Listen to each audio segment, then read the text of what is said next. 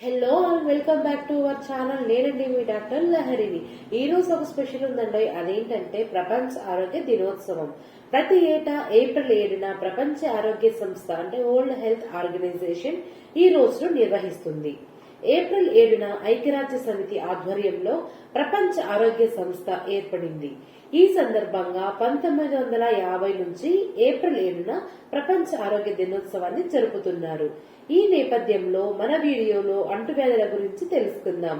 శరీరంలోకి ప్రవేశించే హానికరమైన రోగకారక క్రిముల వల్ల కలిగే వ్యాధులను అంటువ్యాధులు అంటారు. వైరస్, బ్యాక్టీరియా, ఫంగస్, పారాసైట్స్ ఈ వ్యాధులకు ప్రధాన కారణాలు. కొన్నిసార్లు ఈ ఇన్ఫెక్షన్లు తీవ్రంగా కూడా ఉండవచ్చు. ఈ వ్యాధులు ఎలా వ్యాపిస్తాయో చూద్దాం. మొదటిది గాలి ద్వారా. పేషెంట్ దగ్గినప్పుడు లేదా తుమ్మినప్పుడు తుంపరలు గాలిలో కలుస్తాయి.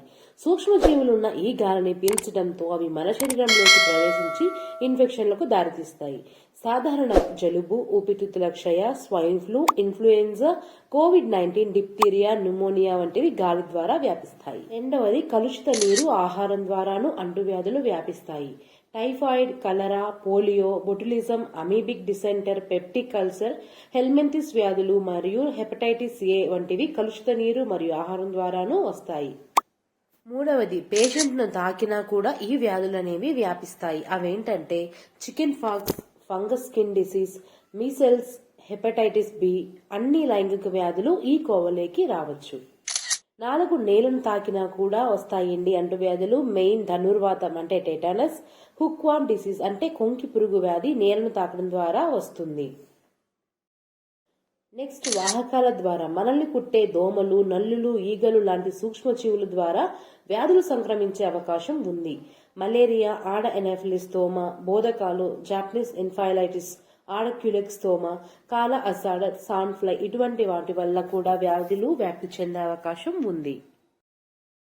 నెక్స్ట్ జంతువులు కరవడం వల్ల కూడా వస్తాయండి అంటువ్యాధులు. అవేంటంటే rabies, anthrax, bird flu, psittacosis, brucellosis, leptospirosis వంటివి జంతువులు కరవడం వల్ల వాటి స్రావాల కారణంగా కూడా వ్యాప్తి చెందుతాయి.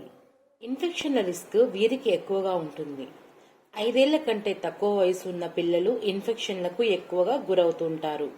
అలాగే 65 ఏళ్లు పైబడిన పెద్దవారు కూడా అంటువ్యాధులకు ఎక్కువగా గురవుతూ ఉంటారు.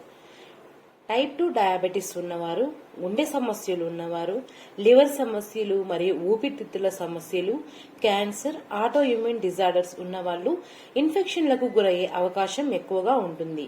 మరియు ఇమ్యూనిటీ తక్కువగా ఉన్న వారికి కూడా ఇన్ఫెక్షన్ రిస్క్ అనేది ఎక్కువగా ఉంటుందని నిపుణులు చెబుతున్నారు.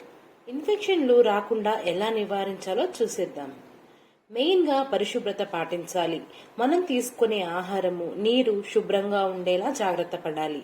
నీటిని డిస్టిల్ చేసి ఫిల్టర్ చేయాలి. ఆహారాన్ని ఆరోగ్యంగా వండాలి. కూరగాయలు, పండ్లు శుభ్రంగా కడిగి వండాలి. ఇంట్లో ఎవరికైనా జలుబు, దగ్గు, తేలికపాటి జ్వరం వచ్చినట్లయితే వాళ్ళు తగ్గే వరకు స్వీయ నియంత్రణలో ఉండటం మంచిది. పిల్లలు అనారోగ్యానికి గురైతే స్కూల్కు పంపకండి. పాఠశాలల్లోనూ ఇన్ఫెక్షన్ వ్యాపించే అవకాశం ఉంటుంది. చేతులు తరచుగా శుభ్రం చేస్తూ ఉండాలి. ఇటువంటివి జాగ్రత్తలు తీసుకోవటం వలన ఇన్ఫెక్షన్ బారి నుంచి మనల్ని మనం కాపాడుకోవచ్చు.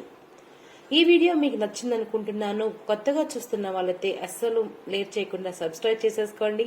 మరింత ఇన్ఫర్మేషన్ ఉన్న వీడియోస్ మన ఛానల్లో రాబోతున్నాయి.